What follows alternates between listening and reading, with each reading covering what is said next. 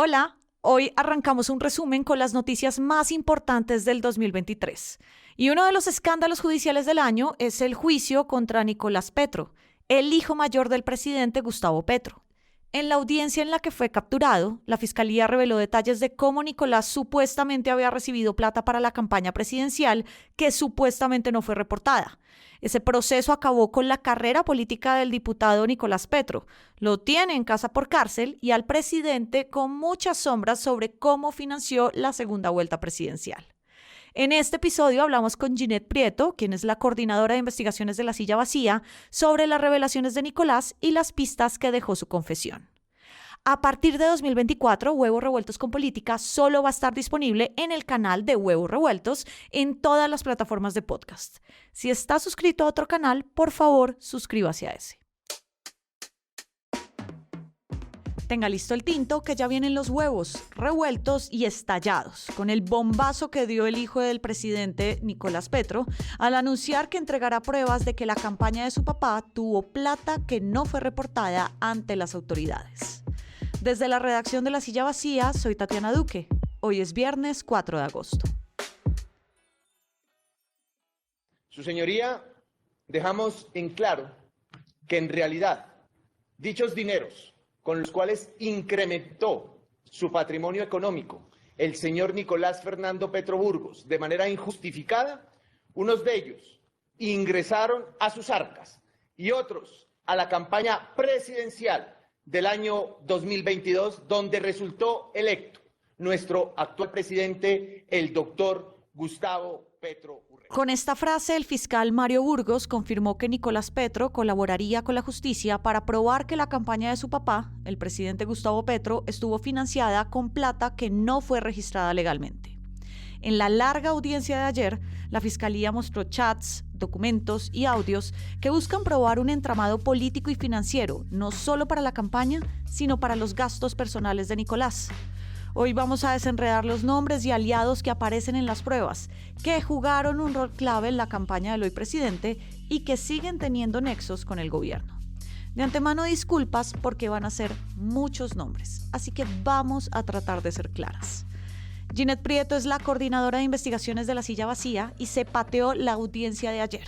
Muchas gracias por pasar por acá. Hola Tati, como siempre, felicidad de estar en Huevos. La magnitud de esto reside en que Nicolás Petro no solo es el hijo del presidente, sino porque él tuvo un rol en la campaña presidencial. ¿Qué hizo exactamente él? Mira Tati, Nicolás Petro coordinó la campaña del presidente en el Caribe y lo hizo junto con el ex embajador Armando Benedetti, que manejaba la agenda de toda la campaña. Además de ellos dos están Pedro Flores, quien hoy es senador del Pacto Histórico y quien hace parte del Clan Torres. De esos nombres, ahorita hablamos. Sí.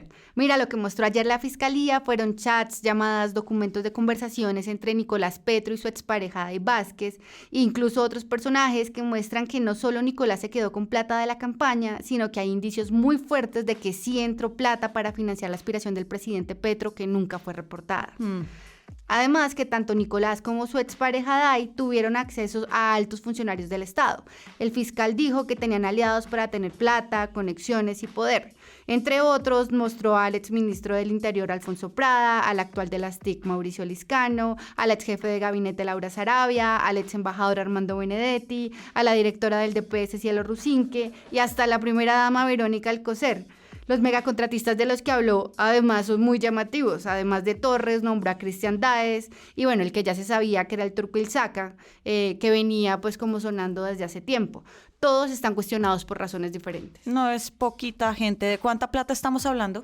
La Fiscalía dice que fueron 1.053 millones de pesos. Eso es muchísima plata. Mucha. Ayer en la audiencia quedó prueba de que Nicolás y Day manejaban plata por todo lado. Llevaban cuentas de servilleta, dejaban la plata en la casa tranquilamente. Hubo un momento incluso en que se les perdió la plata. Increíble. Y también cuentan que había fajos en los que esperaban tener más plata de la que en realidad les entregaron.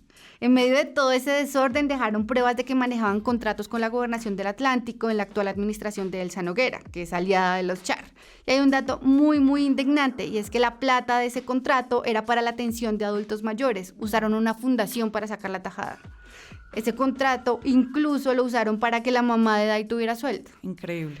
Y bueno, acá un dato histórico muy sexy. Nicolás llegó a la asamblea porque perdió contra Elsa Noguera y particularmente por hacer campaña contra los Char. El estatuto de oposición le dio la curul porque quedó en segundo lugar. Y ahora, según las pruebas mostradas por la Fiscalía, se robaba plata de esa administración. Hablemos ahora sí de la plata de la campaña presidencial. La Fiscalía dijo que había varios empresarios que, según Nicolás, entregaron plata para la campaña y no se reportó. Hablan de mucha gente, pero hay 4 nombres clave. ¿Quiénes son? El primero es Santander López Sierra, conocido como el Hombre Malboro. Narcotraficante condenado a 18 años en Estados Unidos y ahora flamante candidato a la alcaldía de Maicao. Tal cual.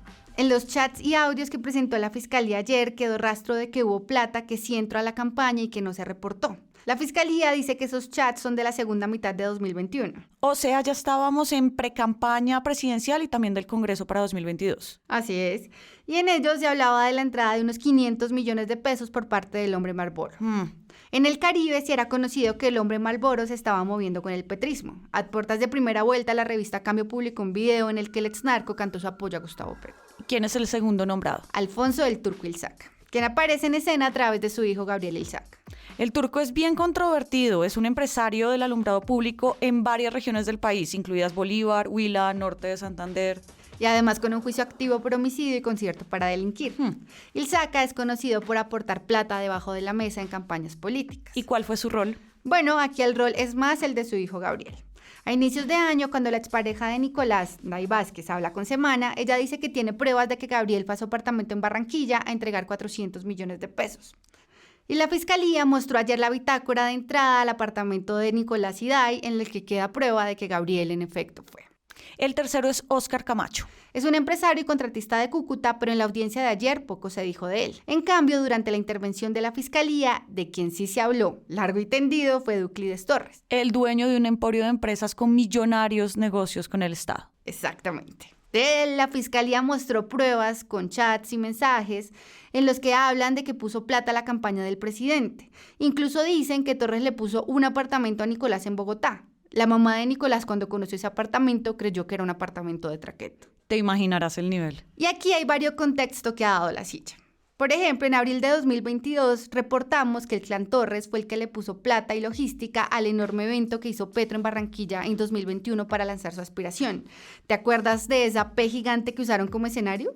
Sí, claro, esa fue la llegada de Petro al Caribe con toda. Pues bien, el senador del Pacto Histórico, Pedro Flores, fue el que armó todo el evento. Flores es del grupo de los Torres y en la campaña se asustaron cuando La Silla publicó que ellos estaban detrás porque no sabían quién había filtrado la info. Eso fue algo muy revelador en los chats. También contamos que en la noche de celebración de la victoria en segunda vuelta, Euclides Torres estuvo en el apartamento privado de Petro y fue una de las primeras personas a las que abrazó. Sí, ya estaba celebrando y aplaudiendo. Y volviendo a la audiencia, en los chats hablan de las elecciones regionales de este año, particularmente de la gobernación del Atlántico.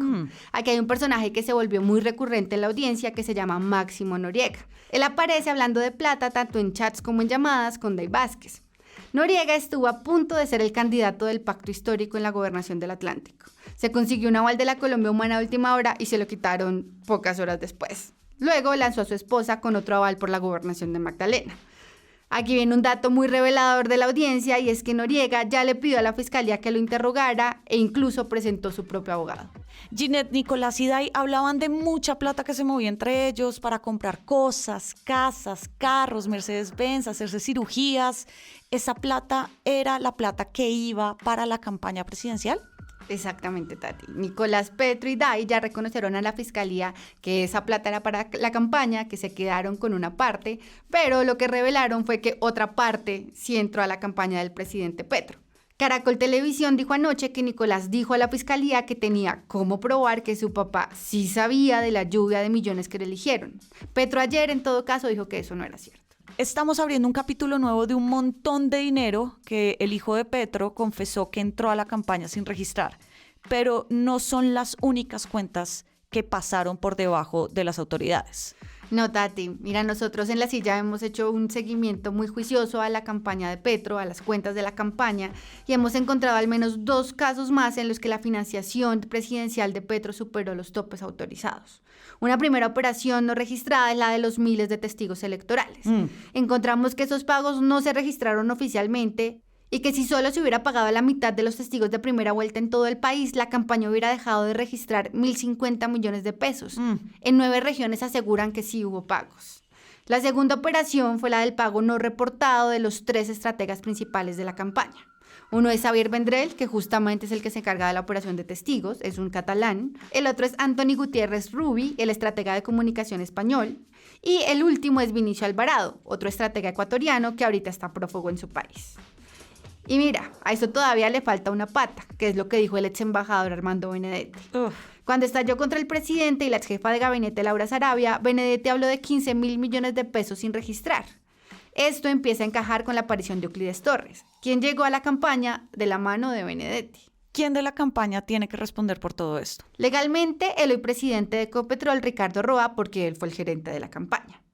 Pero también el presidente Gustavo Petro y la vicepresidenta Francia Márquez son corresponsables y responden solidariamente por cualquier falta o omisión en la administración de la campaña. Por eso ya hay denuncias ante la Comisión de Acusación de la Cámara de Representantes, en la Fiscalía e incluso ante el Consejo Nacional Electoral, que también está investigando cómo fue que corrió la plata en la campaña de Petro. Eso lo veremos en los próximos huevos. Ginette, gracias por pasar por acá. A ti, Tati, como siempre, gracias por invitarme. Todas las movidas de poder ya están al aire en lasillavacía.com, en las redes y en el en vivo. Y por acá, cada mañana reciba calientito su desayuno político favorito. Con la producción de Sergio García, yo soy Tatiana Duque. ¡Feliz puente!